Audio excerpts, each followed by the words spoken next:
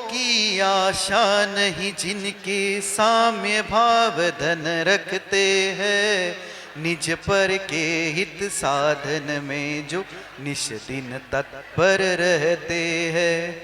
स्वार्थ त्याग की कठिन तपस्या बिना खेद जो करते हैं, ऐसे ज्ञानी साधु जगत के दुख समूह को हरते हैं।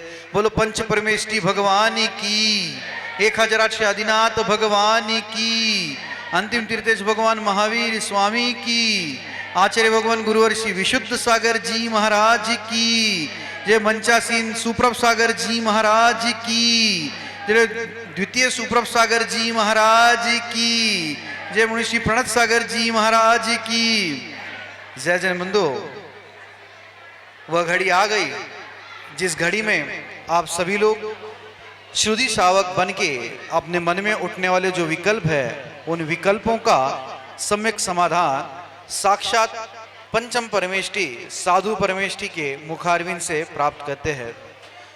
कितने अहोभाग्य के क्षण होते हैं उस क्षण में आप अपने विकल्प गुरु जी के सामने रखते हुए उन विकल्पों का सम्यक समाधान प्राप्त करते हैं। पंचम काल में भी जो पंच कल्याणक प्रतिष्ठा महोत्सव होता है, यहाँ पे उस पंच कल्याणक महोत्सव में समोशरण के माध्यम से जो समोशरण लगता है एवं जो वहाँ पे सभाएं लगती है और उस सभाओं के बीच में से जो विकल्प और विकल्पों का समाधान प्राप्त होता है, ऐसे ही यह सम्यक समाधान प्रतिदिन सम्यक समाधान देते हुए समोशरण रूप YouTube चैनल के माध्यम से आप लोगों तक पहुंच रहा है। आप सभी लोग इस कार्यक्रम के माध्यम से लाभान्वित हो रहे हैं। शुरुआत करते हैं आज के उस कार्यक्रम को मुनीष के चरणों में कोटिशा नमोस्तु करते हुए मुनीषी प्रणत सागर जी महाराज से यह निवेदन करते हैं कि हे स्वामी, आज के कार्यक्रम को गति प्रदान करते हुए संचालित करें। नमोस्तु नमोस्तु नमोस्तु महाराज जी। ओम नमः सिद्धेभ्य। कीर्त्या महत्या भुवि वर्धमानम् त्वं वर्धमानं स्तुतिगोचरत्वं निनीसमास्मो वैमध्यवीरम्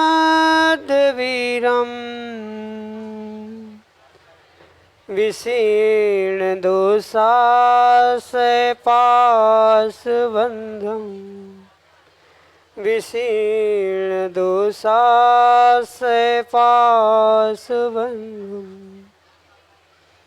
पंच परमेष्टि भगवान की परम पूज्य आचार्य भगवंत गुरुवर विशुद्ध सागर जी महाराज जी की, परम पूज्य मुनिश्री सुप्रभ सागर जी महाराज जी की।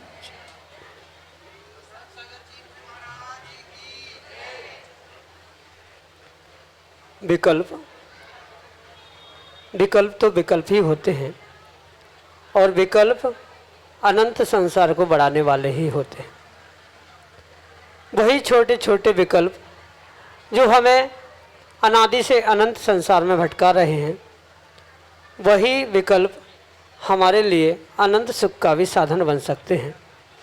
आवश्यकता यदि है तो उन विकल्पों को समीचीनता प्रदान करने की है, क्योंकि एक छोटा सा समीचीन विकल्प आपके लिए मोक्ष मार्ग का साधन बन सकता है, जो कि हमारे लिए संसार का कारण बन रहा था।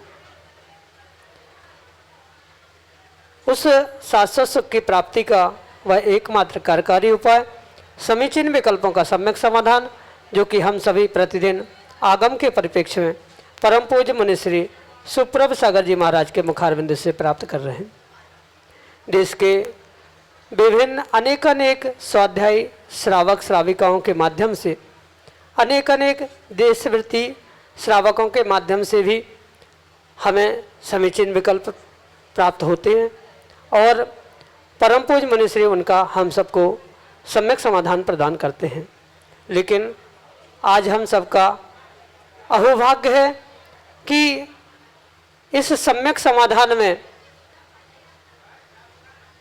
महावृत्ति निर्ग्रंथ श्रवण अपना, चूँकि वे निर्विकल्प अवस्था के लिए प्रयासरत हैं, फिर भी एक विकल्प, एक आगमिक विकल्प आज हमारे प्रथम विकल्प के रूप में निर्ग्रंथ श्रवण परम पूज्य आचार्य भगवंत वर्धमान सागर जी महाराज के सुयोग्य शिष्य परम पूज्य मुनि श्री सुप्रभ सागर जी महाराज अपने मुखार बिंदु से अपना समीचीन विकल्प परम पूज्य आचार्य भगवंत गुरुवर विशुद्ध सागर जी महाराज के सुयोग्य शिष्य परम पूज्य मुनि श्री सुप्रभ सागर जी महाराज के सम्मुख रखने वाले हैं।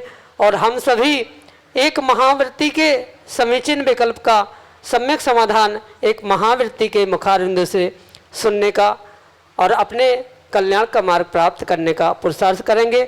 तो चलते हैं उस क्रम की ओर और प्रारंभ करते हैं आज का सम्यक समाधान। और आज के पहले विकल्प के लिए परम पूज्य निर्ग्रंथ श्रवण सुप्रभ सागर जी महाराज अपने समीचीन विकल्प के साथ। आचार्य समंतभद्र स्वामी ने रत्नकर्ण श्रावकाचार्य में सचित त्याग प्रतिमाधारी के लिए एक श्लोक लिखा है। मूल फल शाख शाखा करीर कंद प्रसून बीजानी नामान योति सोयम सचित विरतो दयामूर्ति। इसमें लिखा कि मूल फल शाख शाखा करीर कंद प्रसून आदि जो सचित त्याग प्रतिमाधारी है वो इसको प्रासुक करके खा सकता है। अब इसमें एक शंका हमारी ये है कि यहाँ कहा गया कंद और मूल। कंद मूल तो त्याग होता है सामान्य गृहस्थ का भी, जो प्रतिमाधारी नहीं भी है, तो फिर वो सचित त्याग प्रतिमा वाला उस कंद और मूल को प्रासुक करके कैसे खा सकता है, इसका समाधान आप बताएं।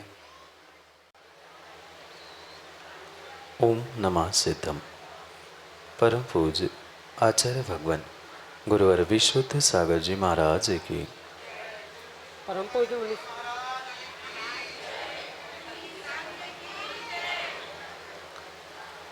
प्रतिनमोस्तु के साथ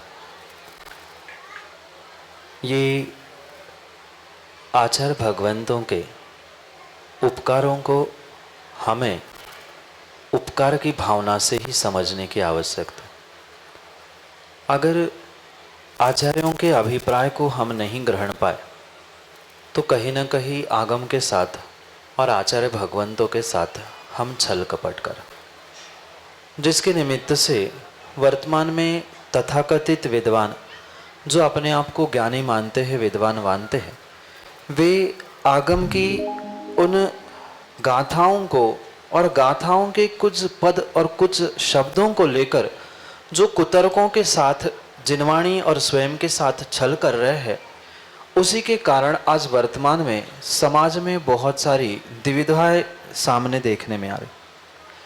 क्योंकि वर्तमान में जीवों के पास स्वयं को स्वाध्याय करने का इतना समय नहीं है और दूसरों ने जो स्वाध्याय कराया, यानी तथाकथित वर्तमान के जो ज्ञानी विद्वान पंडित आदि है, उनके द्वारा जैसा कहा जाता है वैसे ही वो कुतर्कों को और कुतर्कों को देते हुए आगम का और धर्म का भी, धर्म की क्रियाओं का भी नाश कर।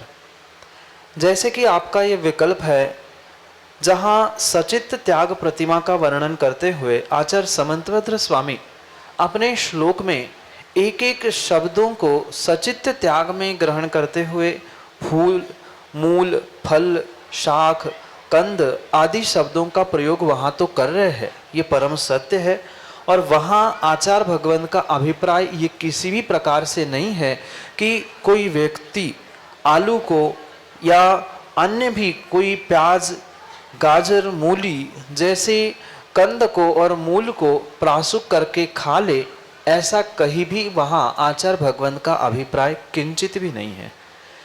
ये आचार्य भगवंत के जो क्रम से व्याख्यान की परंपरा चलती आ रही है उसे समझने की आवश्यकता है। जब सबसे पहले ही आचार्य भगवंतों ने एक जैन श्रावक के लिए इन कंद मूल आदि का पूर्ण रूप से निषेध कर ही दिया है, तो वहाँ पुनः सचित्त त्याग प्रतिमा में जो ये सचित्त त्याग रूप कहा गया है, उसका अभिप्राय ये नहीं है कि उसको अचित करके यानी प्रासुक करके ग्रहण किया जाए। प्रासुक करने के लिए अन्य शाक फल शाखा आदि सब कुछ स्वीकार किया है।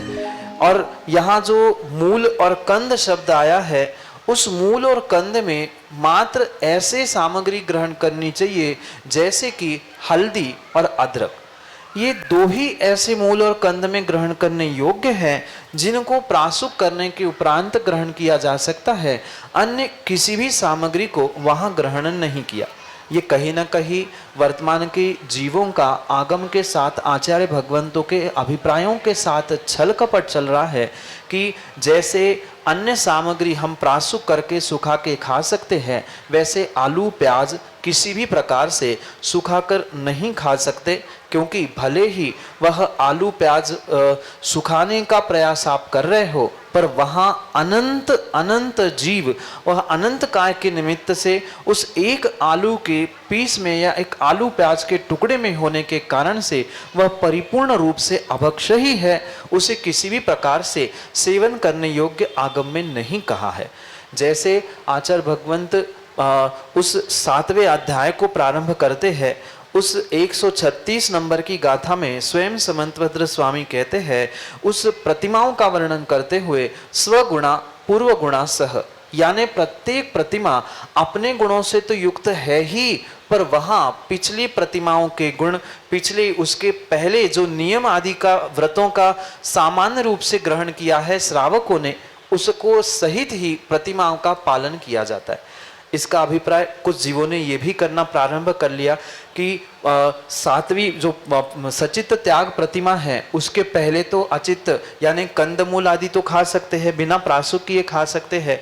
तो ये मात्र आगम के साथ कुतर्कों के साथ कुतर्कों को देते हुए छल कपट चल रहा है। इसलिए अवश्य समझे, यहाँ किसी भी प्रकार से आचार्य भगवंत का अभिप्राय ये नहीं है कि आलू प्याज आदि कंद मूल प्रासुक करते हुए सेवन करे। अगर मूल और कंद शब्द लिखा भी है तो वह परिपूर्ण रूप से वह दो सामग्री के विशेष रूप से कहा है, जो कि हल्दी और सौंठ, जिसे अदरक प्राथमिक अवस्था में जो अदरक होती है वह सूखने के बाद प्रासुक करने के बाद सौंठ होती है, और वही गीली हल्दी सूखी रूप होती है, क्योंकि ये दोनों काष्ठ रूप से मूल और कंद स्वीकार किए गए हैं। तो यहाँ जो प्रासुक रूप से यानी सचित विरत प्रतिमा में ग्रहण किया है, उन दो को ही ग्रहण करने के लिए इन शब्दों का प्रयोग किया है। जैसे वे काष्ठ रूप बाद में प्रासुक करने से होते हैं, इसलिए उन्हें सचित त्याग प्रतिमा में इस प्रकार से ग्रहण करना होगा। अन्य किसी भी प्रकार से अगर छल करते हुए आलू प्याज को सुखाकर खाने की व्यवस्थाएं बनाई जा रही है, अन्य फास्ट फूड की अपेक्षा से आलू प्याज खाना स्वीकार किया जा रहा है, तो वह आगम के परिप्रेक्ष्य में आगम जिनवाणी और भगवान की वाणी के साथ सीधा सीधा छलकपट हो सकता है। इसलिए ये दयामूर्ति का लक्षण बताते हुए, जिसको प्रत्येक जीव के प्रति दया है वह सामग्री को प्रासुक करके खाएगा, पर सबके प्रासुकीकरण का प्रकरण भिन्न भिन्न प्रकार से कहा है। जैसे कुछ सामग्री को गर्म करके प्रासुक किया जाता है, किसी को छिंद भिंद करके किया जाता है, किसी को मात्र पीस के ही वह प्रासुक होती है। पर जो सामान्य रूप से आलू प्याज जैसे कंद और मूल है, वे किसी भी प्रकार से प्रासुक होते ही नहीं है। वहाँ अगर ग्रहण करना है तो मात्र अदरक जो सौंठ बनती है और गीली हल्दी जो सूखी काष्ठ रूप बनती है, उन दो को ही यहाँ स्वीकार करने की आवश्यकता है। यही आपके लिए सम्यक समाधान। प्रोफेसर केवलचंद जैन, मनोरमा कॉलोनी, सागर, मध्य प्रदेश से अगले समीचीन विकल्प के लिए हमारे सामने। गुरुवर नमोस्तु नमोस्तु नमोस्तु। गुरुवर, मेरी जिज्ञासा यह है कि जब कोई व्यक्ति अनशन करता है तो वह अन्न जल त्याग देता है। जब कोई डॉक्टर, विशेषकर आयुर्वेदिक डॉक्टर, किसी व्यक्ति को लंघन कराता है तो वह भी अन्न जल बंद कर देता है। जब छात्र या कोई बच्चा भूख हड़ताल करता है तो वह भी अन्न जल त्याग देता है। और जब कोई साधु या गृहस्थ उपवास करता है तो वह भी अन्न जल त्याग देता है। इन चारों अवस्थाओं में व्यक्ति अन्न और जल का त्याग करता है। फिर क्या बात है कि इनके परिणाम अलग अलग होते हैं? क्या इसके लिए मनः स्थिति की भिन्नता उत्तरदायी है या लक्ष्य की भिन्नता उत्तरदायी है? कृपया मेरी जिज्ञासा शांत करने का कृपा करें। प्रोफेसर केवलचंद जी, इस बात को बहुत अच्छे से आपको समझने की आवश्यकता है कि जीव का जैसा अभिप्राय होगा वैसे अभिप्राय के अनुसार ही उसके लिए कार्य फलीभूत होता है। व्यक्ति कार्य एक ही करता है पर उसके अंजाम या उसके फल भिन्न भिन्न प्रकार से देखने में आते। सामान्य दृष्टांत अगर वर्तमान की न्याय व्यवस्था का कोर्ट कचहरी का दिया जाए तो आपको वह बात बहुत अच्छे से समझ में आए। एक 18 वर्ष से कम उम्र का बालक अगर कोई कृत्य करता है तो उसे भी सज़ा होती है।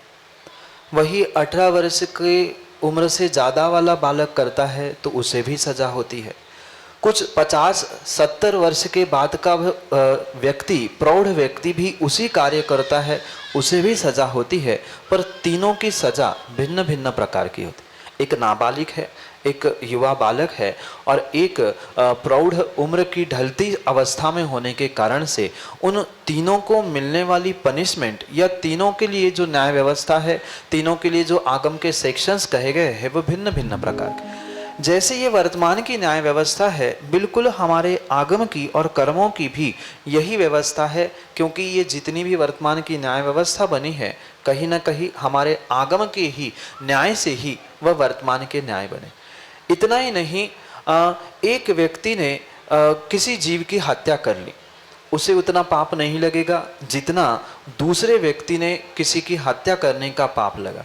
क्योंकि एक व्यक्ति डॉक्टर था, वह उसको बचाने के अभिप्राय से उसके प्राण बचाने के लिए कार्य कर रहा था, पर फिर भी वो व्यक्ति मर गया, उसको उतना दोष नहीं लगा जितना एक डाकू को दोष लगा, क्योंकि उसने बुद्धिपूर्वक उसे मारा था। समझना, तीनों की नाम राशि एक है, डाकू, डॉक्टर और ड्राइवर, पर तीनों से किसी एक जीव की भी हत्या हो तो तीनों को कर्मों का भी आश्रय एक सा नहीं होगा और पनिशमेंट भी वर्तमान के कोर्ट में एक समान नहीं होगी। क्योंकि ड्राइवर पीछे बैठे हुए बहुत सारों को बचाने के लिए एक को मार रहा है, डॉक्टर उसी को ही बचाने का प्रयास कर रहा था, फिर भी मर गया था, पर डाकू का अभिप्राय पूर्ण रूप से उसे मारने का ही था।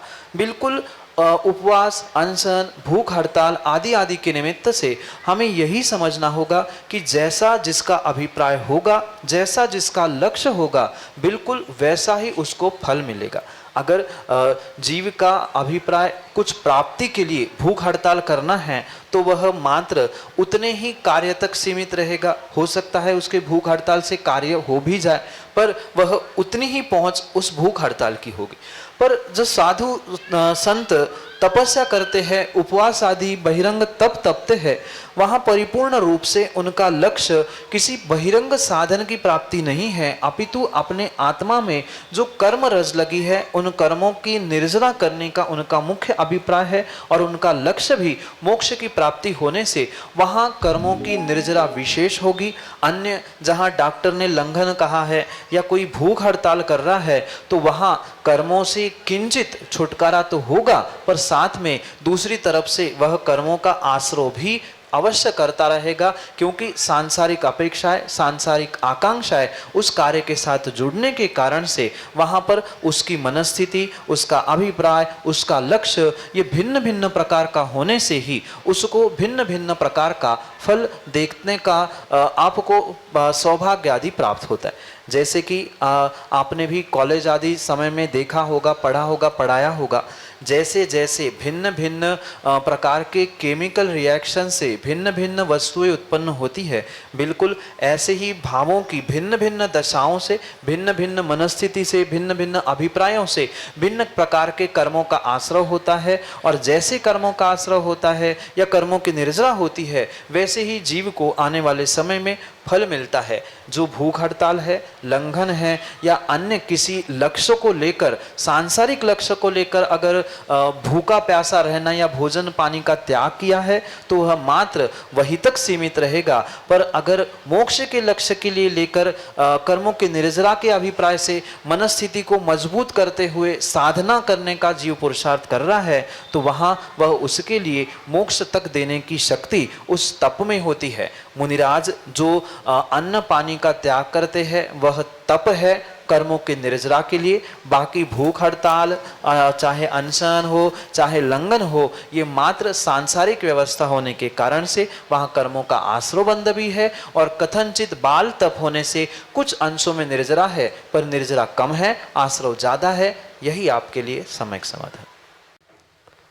श्रीमती सुनीता जैन, बाहुबली कॉलोनी, सागर, मध्य प्रदेश से अगले समीचीन विकल्प के लिए हमारे सामने। देवादिदेव 1008 श्री चिंतामणि पार्श्वनाथ भगवान की जय। चर्या श्रोमणी 108 आचार्य श्री विशुद्ध सागर जी महामुनिराज की जय। 108 मुनि श्री सुप्रभ सागर जी महाराज की जय। मुनि संघ की जय।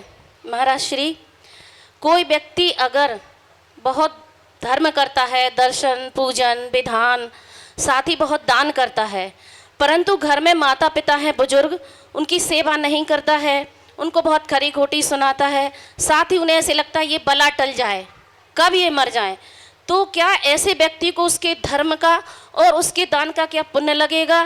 तो महाराज श्री, आप मेरी इस जिज्ञासा का सम्यक समाधान कीजिए। नमोस्तु महाराज जी।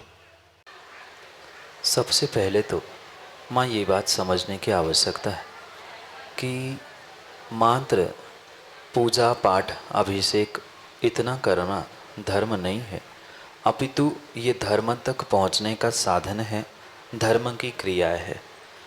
जीवों के भीतर ये भ्रांति है कि सुबह शाम भगवान का अभिषेक, स्वाध्याय, पाठ आदि आदि करना मतलब हमने बहुत बड़ा धर्म कर लिया। जो कमाया था उसमें से कुछ पैसे इधर कुछ पैसे उधर हमने पहुंचा दिए, इसका मतलब दान नहीं होता।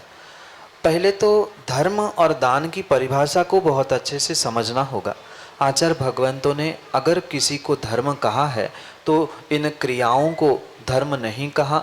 धर्म तक पहुंचने का एक साधन ये क्रियाएं हो सकती है। क्रियाओं से दूर नहीं होना है, दान से भी दूर होना नहीं है, पर वास्तविकता में इस ब्रह्मांड में सबसे बड़ा अगर कोई धर्म है तो उसका नाम है अहिंसा, जिसको दूसरे शब्दों में आचार्य भगवंतों ने दया धम्मो दया विशुद्धो इस प्रकार से कहते हुए कहा है कि जिसके पास दया, अहिंसा, करुणा आदि परिणाम नहीं है वह कितनी भी धर्म की क्रियाएं कर ले, उसके पास धर्म है ही नहीं है। क्योंकि धर्म तो दया से युक्त होता है। अहिंसा परमो धर्म, जिसे आप हमेशा ही नारा लगाते हुए जय कहते हो, वास्तव में वही अहिंसा ही वस्तु का, जीव का स्वभाव होने से उसको ही धर्म कहा है। अन्य धर्म की क्रियाएं है। उस निश्चय धर्म तक यानी करुणा, अहिंसा और दया तक पहुंचने के लिए ये बहिरंग साधन हो सकते हैं। और जो जीव मात्र उस बहिरंग साधन को ही धर्म मान रहा है, दान मान रहा है, और घर में रहने वाले माता पिताओं को, समाज में सामने दिखने वाले धर्मात्माओं को देखकर उसे चीड़ छूट रही है, तो वह किसी भी प्रकार से धर्म नहीं कर रहा है, मात्र धर्म करने का ढोंग कर रहा है। जैसे एक बगुला होता है, वह दुनिया को देखने के लिए तो भक्त जैसा होता है, वह धर्मात्मा जिसको धर्म का, दया का और अहिंसा का बोध ही नहीं है, जिसको एक धर्मात्मा के प्रति दया नहीं है, अपने माता पिता जिनका परम उपकार है, जिन्होंने जन्म दिया, पाला पोसा, उनके प्रति अगर दया करुणा नहीं है, उनकी सेवा करने के अगर भाव नहीं है, तो बहिरंग में उनकी पूजा पाठ, धर्म, दान ये सब कुछ पूर्ण रूप से व्यर्थ ही मानना होगा। जैसे वह बगुला कार्य करता है, दुनिया के नजरों में तो वह भक्त दिखता है, पर वह भक्त नहीं होता। उसकी आंख और एक टांग पे खड़े हो, आंख बंद होना और एक टांग पे खड़े होना, इसका अर्थ भगवान की भक्ति नहीं है। परिपूर्ण रूप से वह उस मछली को पकड़ने के लिए आंख बंद करके एक टांग पे खड़ा है, ऐसा ही दुनिया को दिखाने के लिए वह तथाकथित ढोंगी धर्मात्मा वह सोले के वस्त्र पहनना, अभिषेक, पूजा पाठ, दान आदि सब कुछ मात्र प्रशंसा प्रदर्शन के लिए करता है, उसके भीतर दया करुणा नहीं है, तो वह उसका कार्य, उसकी धर्म की क्रिया मात्र दोहराना है, वह उसके लिए फलदायी हो ही नहीं सकती। भले ही जीव ने दया करुणा और अहिंसा को समझते हुए 1 रुपया 5 रुपए 10 रुपए का भी दान दिया है, तो वह उसके लिए अचिंत्य फल देने वाला हो सकता है, पर दया करुणा साथ है तो, और दया करुणा के अभाव में जैसे वर्तमान में देखने में आता है, बहुत बड़े बड़े कत्ल खाने खोल के हुए, बहुत बड़े बड़े ऐसे विपरीत कार्य जो धर्म में करने योग्य नहीं है, ऐसे उद्योग और ऐसे बिजनेस करते हुए करोड़ों अगर व्यक्ति दान दे रहा है, तो वह उसका करोड़ों का दान किंचित भी कार्यकारी नहीं है, क्योंकि यहाँ तो आप जीवों पर अदया करते हुए, हिंसा करते हुए पैसे कमा रहे हो, और वह अरबों खरबों अगर दान कर रहे हो तो वह किंचित भी कार्यकारी नहीं हो सकता। इसलिए सबसे पहले दया और अहिंसा रूपी धर्म को समझना होगा, और उसके बाद ही धर्म और धर्म की क्रिया, दान आदि की व्यवस्थाओं को समझना होगा, तो ही वह उन जीवों के लिए फलीभूत हो सकता है। क्योंकि परम उपकारी जो देवशास्त्र गुरु है, वह उन देवशास्त्र गुरु के साथ साथ घर में जो ज्येष्ठ श्रेष्ठ माता पिता दादी आदि आदि जो जीव है, उनकी सेवा उनकी व्यवस्था नहीं कर रहा है, उनको धुतकार रहा है। इतना ही नहीं, मंदिर में किसी धर्मात्मा को देखकर भी उसको अगर किसी प्रकार की चेड़ छूट रही है, उससे प्रति भी वो राग द्वेष कर रहा है, तो उसका दान और धर्म कार्यकारी नहीं है। यही आपके लिए सम्यक समाधान।